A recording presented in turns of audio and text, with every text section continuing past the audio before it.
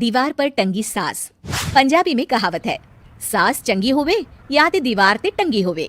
संगीता की शादी भी एक ऐसे ही घर में होती है जहां उसकी सास दीवार पर टंगी होती है।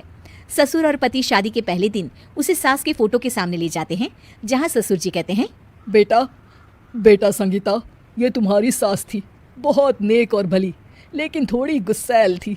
गुस्सा आने पर सब तहस नहस कर देती थी, पर अब ये इस दुनिया में नहीं है। हाँ संगीता, माँ होती तो तुम इनकी कोई बात टाल नहीं सकती थी, वरना तो माँ घर में भूचाल ले आती। संगीता मन में खुश होती है कि अच्छा है कि ऐसी औरत अब इस घर में नहीं है, लेकिन दिखावे के लिए वो जैसे ही सास की फोटो के सामने हाथ जोड़कर खड़ी होती है, ये क्या? सास उसे देखकर मुस्कुराने लगी। संगीता आंखों को मलकर एक बार फिर से देखती है, लेकिन फिर सास के चेहरे का भाव, भंगिमा यानी एक्सप्रेशन बिल्कुल बदले होते हैं। वो अपने पति और ससुर को कहती है, माँ की तस्वीर तो स्माइल कर रही है। ना ना बेटी, ये कैसे संभव है? जरूर तुम्हें कोई गलती हुई होगी, ऐसा कैसे हो सकता है? लगता है तुम शादी की सारी फॉर्मेलिटी करते करते थक गई हो, तुम्हें आराम की जरूरत है संगीता। खैर, सारे संगीता की बात को इग्नोर कर कमरे में चले जाते हैं। वैसे सास की फोटो पर एक्सप्रेशन एक के बाद एक बदलते ही रहते हैं।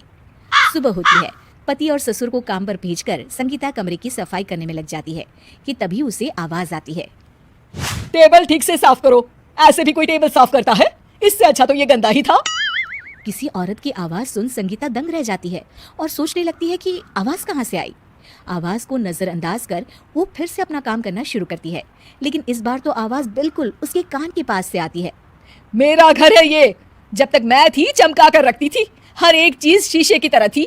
तुम्हें तो ना सफाई आती है ना कुछ पता है। क्यों तुम्हें मेरे घर की जिम्मेदारी दे दी गई है? पता नहीं तुम में मेरे बेटे को क्या दिखाई दिया। मैं होती तो एक से बढ़कर एक लड़कियों की लाइन लगा देती। अब संगीता को समझने में देर नहीं लगी कि ये आवाज किसी और की नहीं बल्कि उसकी सास की है, जो दीवार पर टंगी है।